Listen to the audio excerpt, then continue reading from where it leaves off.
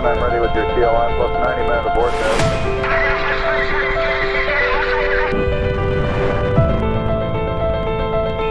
We estimate you have better than a 99% probability of a...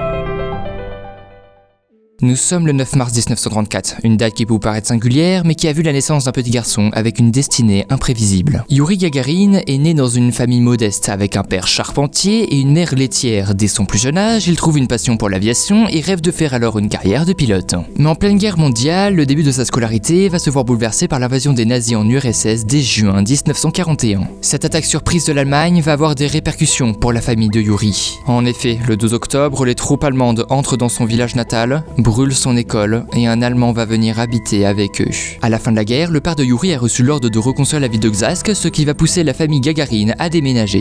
Alors que la guerre a pris fin 4 ans plus tôt, Youri, âgé d'une quinzaine d'années, termine l'école primaire en 1959. Il déménage ensuite à Moscou après avoir annoncé son refus auprès de son père de devenir charpentier. Il vient donc habiter chez un oncle dans la capitale russe pour tenter de trouver une place dans un collège. Malheureusement, les établissements scolaires sont pleins et il doit donc se diriger vers une école d'apprentissage d'une fonderie en banlieue de Moscou. Il se distingue alors très vite, ce qui va le faire entrer à l'Institut technico-industriel de Saratov. Durant 4 ans, il va suivre des cours pour être formé comme technicien dans le domaine du machinisme agricole. Nous en sommes pour l'instant très loin de la carrière de pilote qu'il va vivre, mais j'y viens. C'est dans la même ville de Saratov où il intègre en parallèle le club de pilotage d'avions de la ville. Et oui, car malgré le parcours qu'il suit, Youri n'oublie pas son rêve d'enfance. Ce rêve, il va vouloir le concrétiser après avoir volé à bord d'un Yak-18. Sa vocation était définitivement née.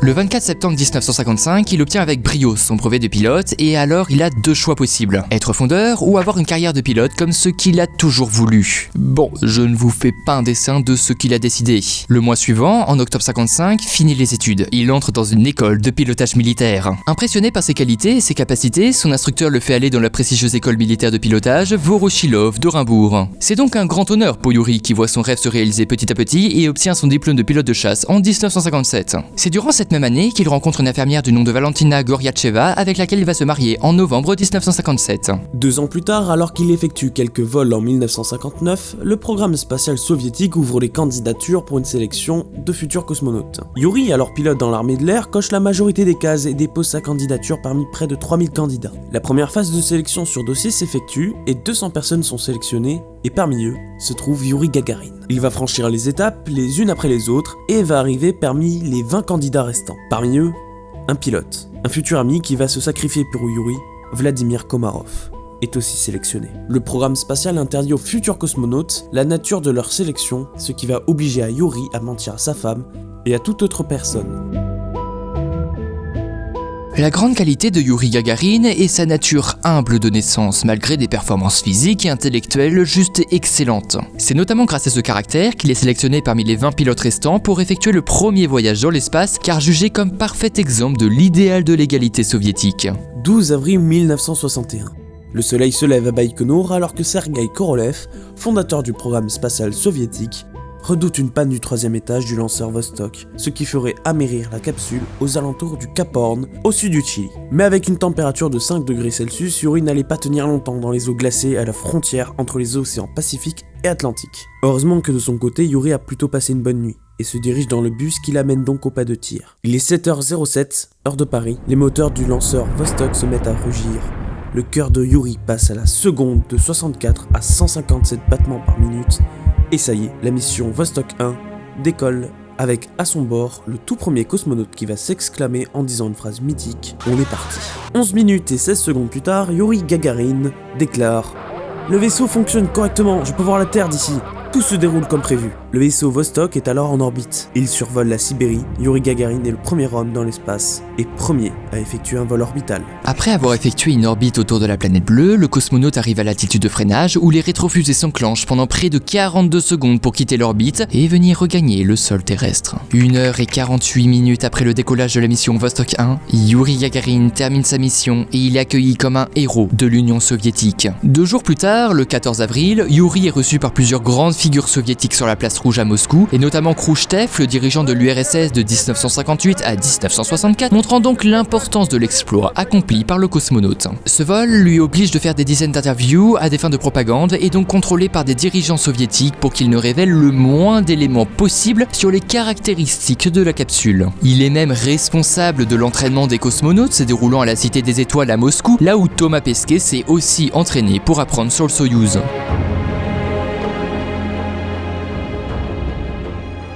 Après les exploits des missions Vostok, l'URSS lance un nouveau programme, du nom de Soyouz, avec tout un nouveau lanceur et capsule de même nom. Cette nouvelle capsule a comme but d'accueillir un équipage de 3 cosmonautes à son bord, à l'inverse de la capsule Vostok qui avait un espace disponible que pour un cosmonaute. Ce nouveau programme permet alors d'aller encore plus loin et notamment sa première mission était d'amarrer 2 Soyouz entre eux en orbite terrestre. Cette manœuvre devait être ainsi effectuée grâce à la mission Soyouz 1. Un premier Soyouz est envoyé en orbite et un second quelques jours plus tard. C'est Vladimir Komarov qui est assigné en tant que commandant et son ami Youri Gagarin comme doublure. Pour connaître la suite tragique de cette mission et la décision héroïque de Komarov, j'en ai fait une vidéo qui s'affiche en haut à droite. Avec l'accident de Soyouz 1, une enquête est ouverte et Youri ne va plus pouvoir effectuer de vols spatiaux. Fin 1967, on lui interdit de voler sur des avions de chasse tout seul dans un objectif précis. Garder en vie le personnage symbolisant le triomphe de la conquête spatiale soviétique. Mais au fil des années, Youri voit son caractère se transformer entre coureur de jupons, des vingtaines d'accidents de la route où il en sort par miracle, ou encore des soirées vraiment très arrosées. Il profite de la vie, voire peut-être trop, ce qui risque de transformer son image publique. Tous ces vols doivent donc être obligatoirement accompagnés d'un instructeur et enchaîner les heures de vol avec un rythme trop important, puisque Gagarin veut de nouveau voler tout seul, comme il y a quelques années avant toute cette gloire. Alors que la chance lui a toujours plus ou moins souri, ce matin du 27 mars 1968, les pendules soviétiques sont sur le point de cesser de fonctionner. Pour Youri, nous sommes assez tôt dans la matinée, et il se prépare donc pour un vol de routine MiG-15 depuis l'aéroport Chklavovski, à une trentaine de kilomètres de Moscou. Son instructeur se nomme Vladimir Seryogin, un homme alors âgé de 45 ans avec des qualités remarquables. L'avion décolle, tout se passe bien jusqu'ici, comme un vol de routine sans souci. Quelques minutes plus tard, une perte du signal radio est signalée de la part de l'appareil et une alerte se déclenche rapidement. 1 heure, 2 heures, et des heures passent sans aucune nouvelle, ce qui pousse des hélicoptères à décoller pour se mettre à leur recherche. Quelques mètres plus bas, la carcasse du MiG-15 est retrouvée avec un cratère entre 6 et 7 mètres, ce qui laisse penser que l'avion a frappé le sol à une vitesse comprise entre 700 et 800 km/h. Les corps ne sont pas retrouvés à cette heure-ci, laissant peut-être un espoir qu'il se soit éjecté. Les recherches continuent donc et trouvent rapidement des restes de ce qui semble être l'instructeur Seryogin. Youri Gagarin est toujours porté disparu. Le soleil se couche, la lune se lève, et les recherches sont suspendues. Le lendemain, la combinaison de Youri Gagarin est retrouvée, accrochée à un arbre, puis son corps, ainsi que celui de son collègue Seryogin. Ce jour-là ne fut pas un jour comme les autres. Le 27 mars 1968, l'URSS a perdu une des plus grandes figures de l'épopée spatiale soviétique. Plus de 50 ans après, nous ne savons toujours pas réellement ce qui a pu se passer à bord du MiG-15. La version officielle a été gardée secrète pendant une cinquantaine d'années, mais la Russie nous a donné plus de détails sur le mystère de ce crash, avec près de 200 documents déclassifiés en 2011. Ainsi, les conclusions seraient que la cause la plus probable de la catastrophe aurait été une manœuvre brusque du pilote pour éviter une sonde atmosphérique. Une autre qui serait moins probable est qu'il aurait voulu éviter d'entrer dans une couche nuageuse. Ces documents, lus en l'anniversaire du vol de Youri Gagarin dans l'espace, sont en date du 28 novembre 1968 avec marqué dessus « Secret d'État », ce qui montre donc leur importance. Le responsable chargé de la lecture ajoute que nous n'avons pas retrouvé un certain nombre de documents. C'est d'ailleurs ce que nous confirme l'historien Alexandre Glushko, que aucun document des 29 volumes de l'enquête n'a jamais été publié en entier. Et en effet, le cosmonaute Alexei Leonov, qui a effectué la première sortie dans l'espace, faisait partie de la commission d'enquête. Il nous confirme avoir lu un document qui ne raconte pas la même version. Selon lui, un autre avion aurait croisé la trajectoire du MiG-15 du cosmonaute en passant à moins de 20 mètres. Avec une vitesse élevée, l'avion aurait franchi le mur du son à une altitude interdite, provoquant la vrille ainsi que le crash du MiG-15 de Youri Gagarin. Mais cette version n'est qu'une hypothèse tant que tous les documents officiels ne seront pas rendus publics, et c'est ce que déplore Alexandre Glushko. Malgré un demi-siècle passé, l'effondrement de l'URSS en 1991, la mort de Gagarin reste encore un mystère à cause de documents pas encore publiés, mais seront-ils retrouvés un jour? Seul le futur nous le dira. Et voilà, c'est déjà terminé pour cette vidéo, j'espère qu'elle t'aura plu. Si c'est le cas, tu peux évidemment t'abonner à la chaîne d'Osmos Cosmo pour ne pas rater les prochains épisodes. Tu peux aussi t'abonner à ma chaîne, tu peux mettre un pouce bleu sous cette vidéo et mettre un commentaire pour le référencement. En tout cas pour nous, on se retrouve toujours mercredi prochain à 18h. C'était la ref, allez à plus.